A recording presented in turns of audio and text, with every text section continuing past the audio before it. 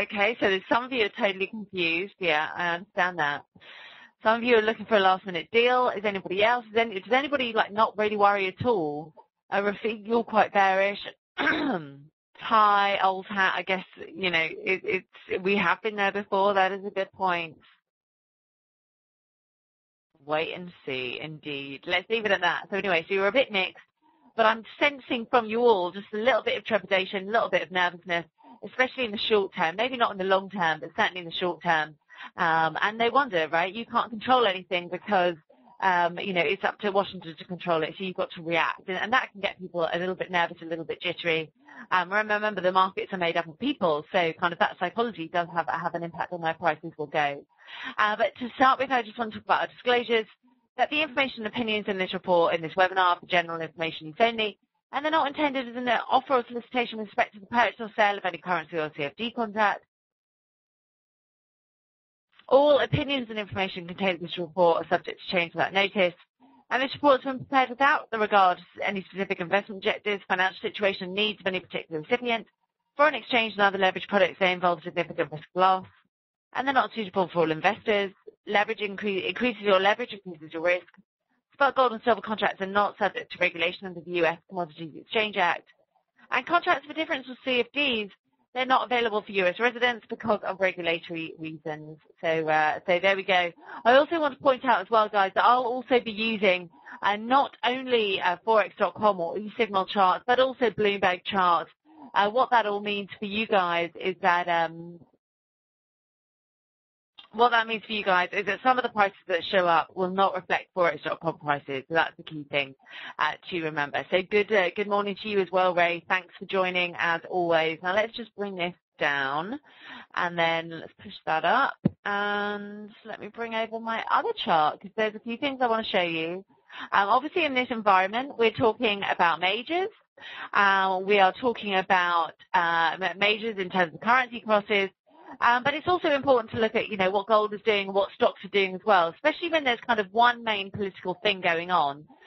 Sometimes it can cause kind of uniform price action, as we've seen in the past, right? We saw it in 2008, we saw it in 2011.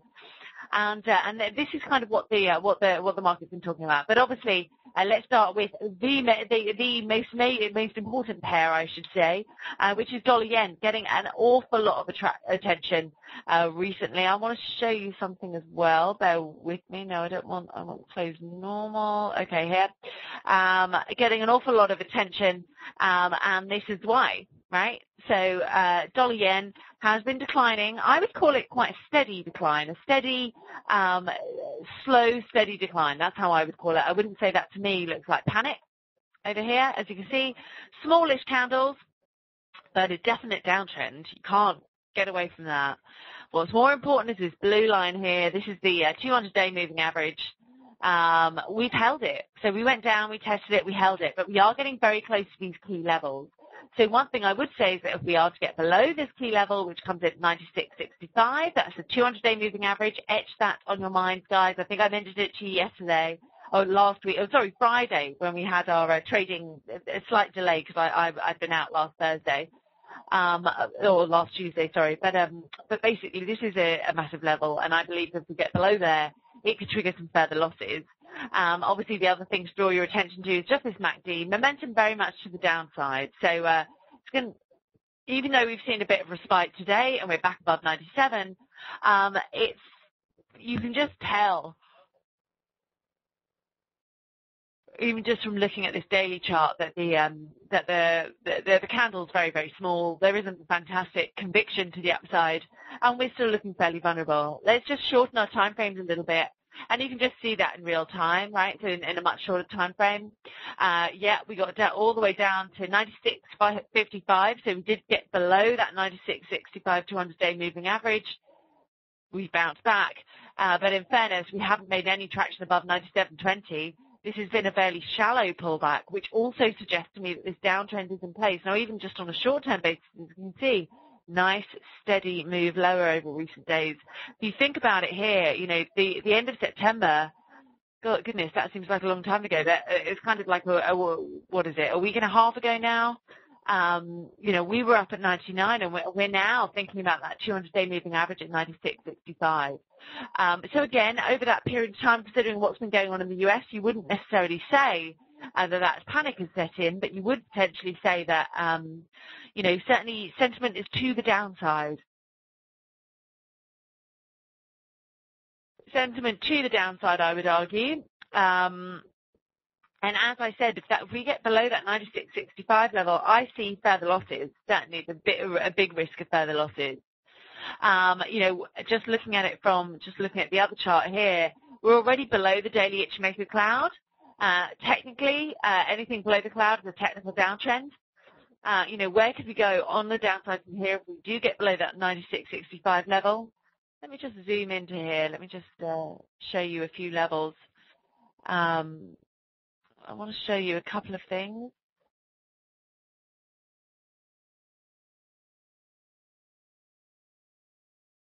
So that's the base of the daily Ichimoku cloud. We've fallen below there. Below this kind of medium term, I should say, trend line. So below here, obviously, you're looking at kind of, 96, which is that low from the first week of August. And then below here, we're looking at the June 14th low, the low in mid-June. And that comes in around about, just below 94, actually, about 93, 95.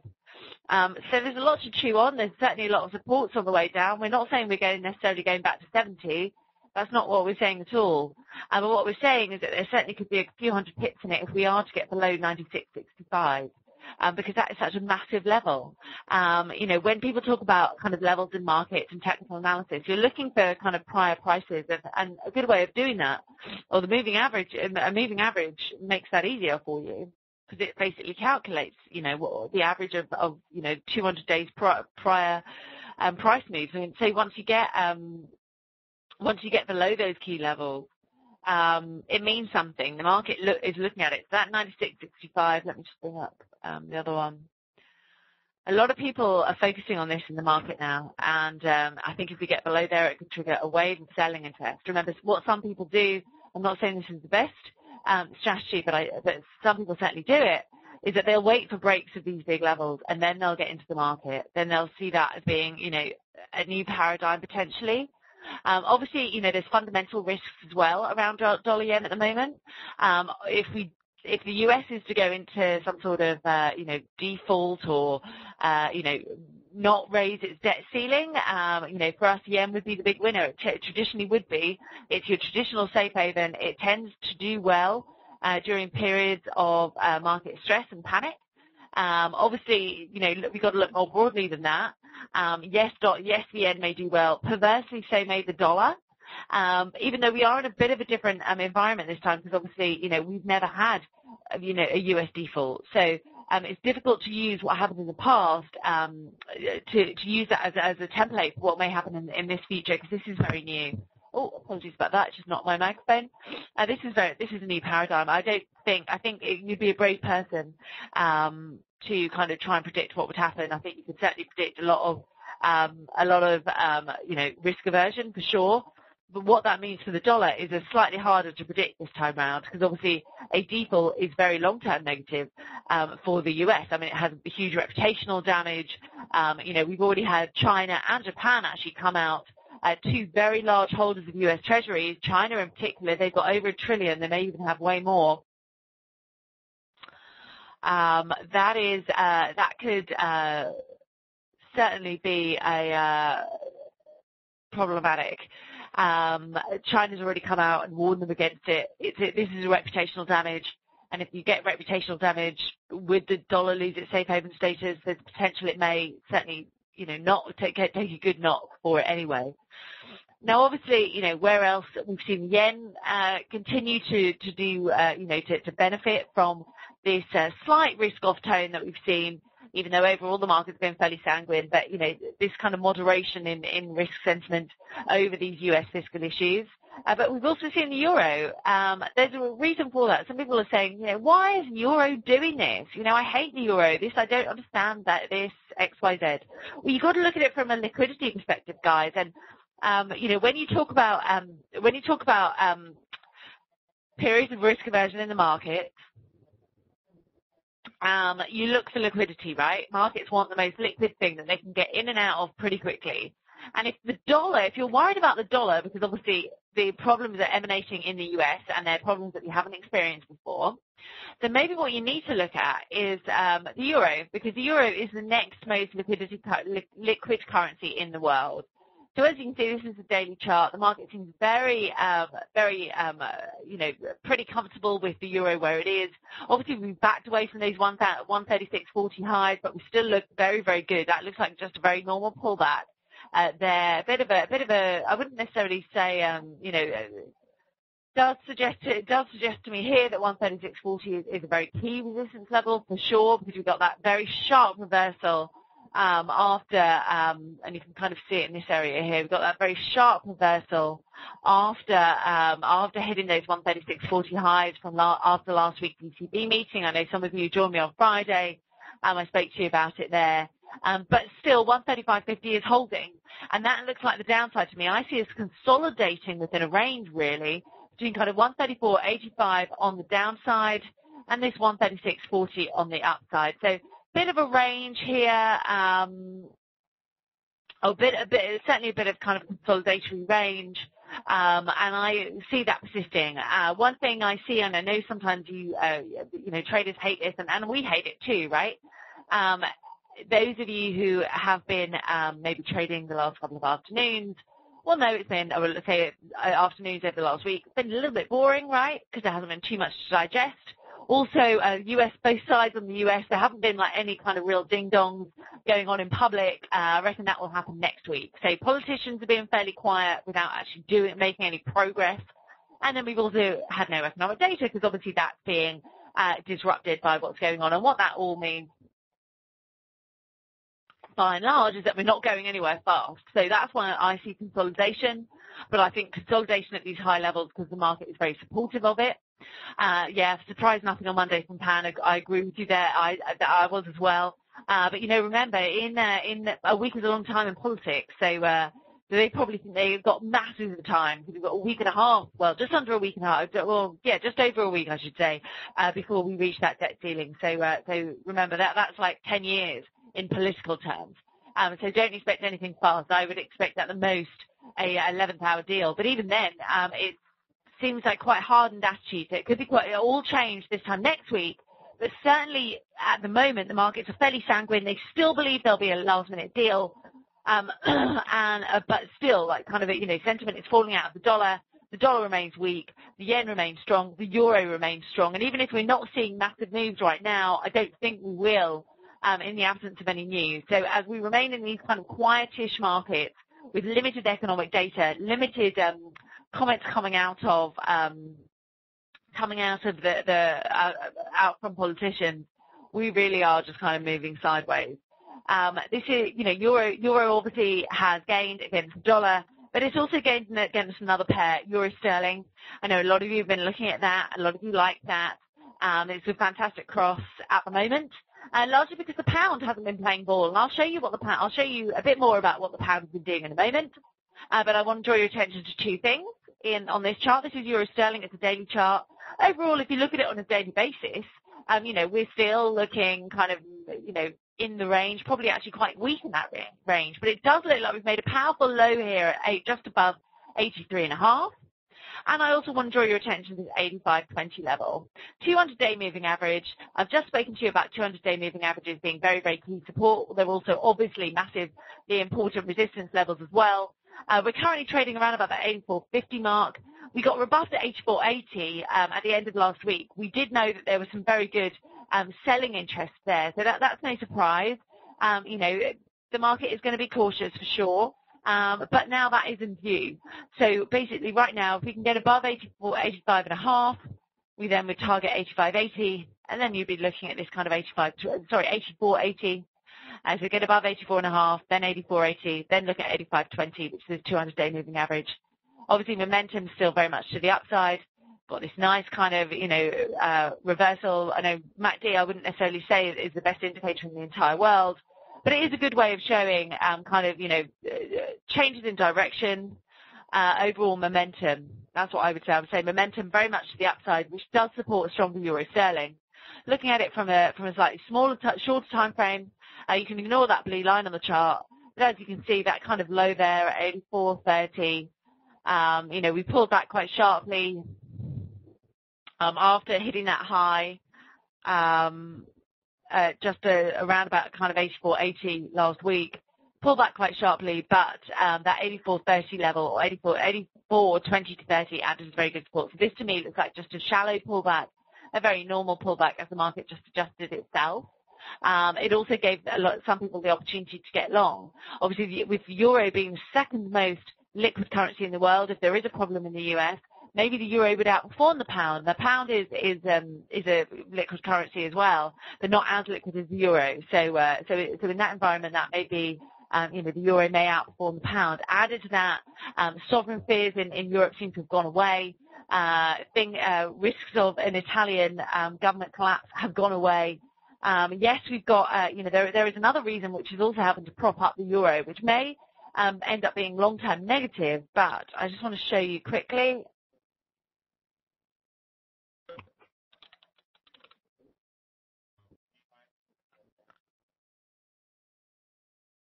Here we go. Just double check this chart, or I'll get an easier chart for you. Just bear with me one moment. Because basically, you may have read about money market rates in the eurozone rising. So as banks in Europe start to pay back their emergency funds from the ECB, that means that there's more demand for interbank lending, and what that tends to do is push up interbank lending rates. So basically, it's a yield benefit for the euro. So even though they're coming off quite low level, just bear with me one moment.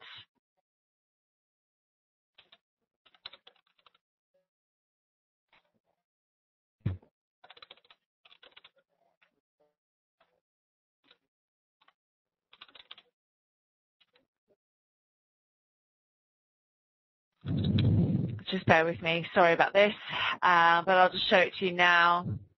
As you can see, even throughout all of this crisis, we've still continued to move higher. This is Euribor. It's an interbank lending rate in Europe, and that's also helping to add some support to euro. So those rising money rates, even though they're tiny, so this is going from 0.11% all the way just to kind of just below 0.13%, and that's also lending some support. Now, the other thing I want to show you as well, bear with me, I'm going to make this chart on Bloomberg.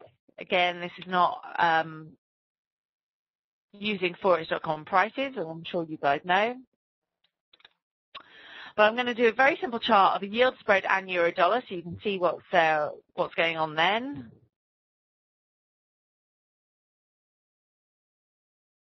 Oh.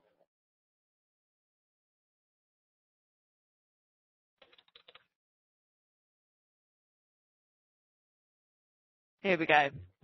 So this is euro here. Euro dollar has moved higher.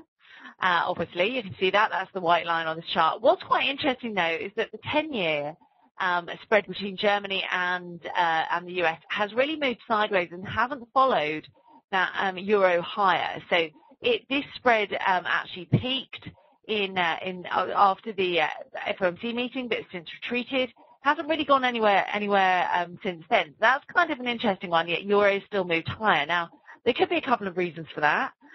Maybe number one, that, investors are just not, maybe potentially not, ditching US securities down the line, because they're not so, they're not so hot right now. What was the debt ceiling issue? But I think a much more, realistic reason is that the investors are ditching German debt, which is, investors haven't been ditching German debt because of what's been going on with Italy to start with last week. That's mediated a little bit now, but also because of, this risk that maybe money market rates are a bit too high, and so, there's a risk to growth.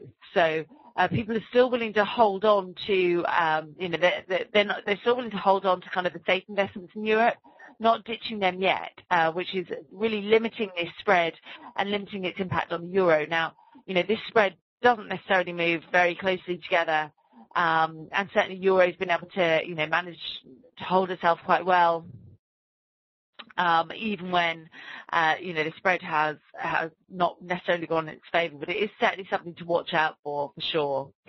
Now, I also want to show you Aussie, because the Aussie's been interesting. We saw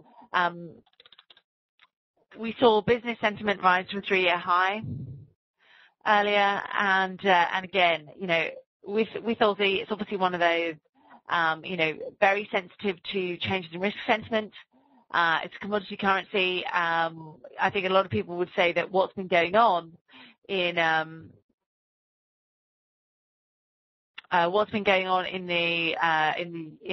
US has been, hasn't necessarily caused absolute concern. Hasn't been causing absolute concern.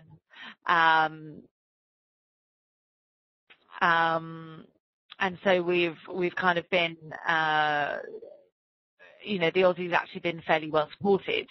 One thing I would say though is at this 95.30 level here, we spiked up to it, and then we really felt that looks like a tweezer top to me, and could certainly thwart some bulls. I will look at gold. Jürgen, definitely that's on my list. But we are looking nice, and we're still looking like we've kind of made a nice bottom. I reckon we could potentially trade sideways for a while, maybe between kind of 90, just below 94 up to 95.30. I do think though if there is no US deal done, I do think that Aussie would be vulnerable to an about turn, because I think Aussie is one of the less liquid currencies, and in that environment you want liquidity. We've seen it before. Let's just go back. I just want to show you guys to probably the only situation where we've been remotely similar to this, which is back in 2011. So, oh goodness, bear with me one moment.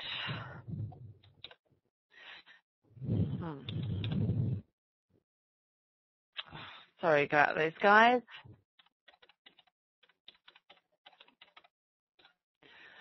So as you can see here, this is in 2011, back in August, the US lost its AAA credit rating, and we saw a sharp decline in risky currencies like the Aussie. We had been at 110. We fell all the way down to below 96 over that next kind of 2 months. So that's how serious these issues can be for something like the Aussie. Before I look at gold quickly, I just want to look at the S&P, because something similar happened there.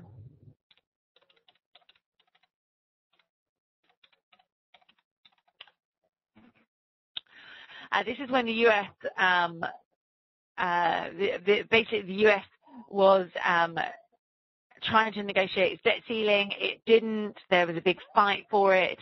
And what we saw was the index, so the S&P 500 peaked in just first week of July, then started declining from the 22nd of July all the way down to the first week of August. And it was about the 3rd of August, I believe, Saturday the 3rd of August, when the US lost its AAA credit rating. And that's when you saw these sharp drops here. What I think is more interesting, and I'd like you to take away with you, is over the next couple of months till the end of September, we moved sideways at a very low level. So, to say that, could the market be being too complacent about what's going on right now? Yes, indeed, it could well be. Gold, I know you'd like me to look at gold. Let's take a quick look at that. As you can see with gold, it's not going anywhere too fast. We did dip below 1,300 last week, but there really was a very good bid about 1275 that really helped prop us up. And I really see in the kind of this environment whereby we've got the US kind of fiscal issues kind of really still in the balance in the US. We've got this fiscal impasse in Washington. I do think that there's going to be support for gold above 1,300. So for me, I'm not necessarily saying it's going anywhere fast, but I do think that it's supported on the downside. I'd also draw your attention to these two moving averages here, the 100, which is the green, and then the purple line, which is the 50-day moving average. So there's a lot of support. There's a lot of resistance on the upside. The 100-day comes in at 13.36, and then it's 13.45, or just above 13.45, 13.46 for the 50 days. So there's an awful lot of resistance on the upside. But as I said, I think just from a pure fundamental perspective, it's going to be difficult to get rid of gold. or to really push it below 1200, because obviously if the US does default, what do you kind of trust? That should be the natural, that should be the natural fundamental situation whereby you go into gold. Whether or not that will happen, obviously gold is a patchy record of being a safe haven. We shall have to see, but it will be a real test for gold. And again, could be considered by some as a real opportunity for some gold bugs. So I'm happy to take another question. Oh, Rocco, you got a great question. If a deal is made, how long after that the US data will come out? For example, non-farm payrolls, will it be instant, hours, days? It's interesting. We don't know is the answer about that. I've spoken to Bloomberg about this because obviously they compile data calendars and they don't know. I would say that it's unlikely to be hours, I would say, or instant. I think it's more likely to be days because, remember, those BLS workers, they've been furloughed they've been off since last Tuesday. Or if they have been off, I'm not 100% sure if some of them have gone back to work. But if they've been off, it's going to take them probably a good few days to gather all that information and put it together because it's a huge amount of information that they get. However, if they are back at work right now, then what we could do is, I doubt it would be completely instant, but they may reschedule it for a day, maybe a day or two afterwards. But I would say, whatever the scenario is, as soon as possible. But I would say it will be a number of days at best, at the very best, probably at least one day. I don't see it any time sooner than that because obviously you've got to gather up all that data. Now we will be getting some. We did obviously last week get some unemployment data. We got fairly strongish data or sentiment anyway for employment in the ISM surveys, and then we got those better than expected initial jobless claims as well. The one thing I would also point out is that we'll get initial jobless claims again this week, but with initial jobless claims, you've got to be wary because all of those government sector workers or government-related workers, they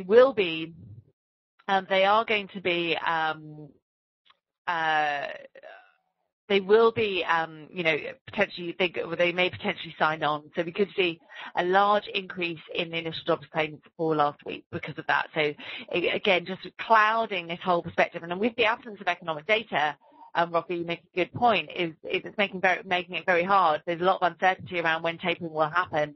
Obviously, the more delayed things like non-farm payrolls are, the less likely tapering is to happen, which is why we have this issue. Let me just bring up the dollar index here. And I think this uncertainty around tapering caused by what's been going on is really keeping dollar index in the doldrums. What's quite interesting, though, is that we have bounced back above that 80 level, and partly that's because of that strength versus the pound. But I don't think it's necessarily, a precursor to a giant move higher back to these kind of moving average resistance levels. That's not how I see it. Okay, everyone, I'm happy to take one more question.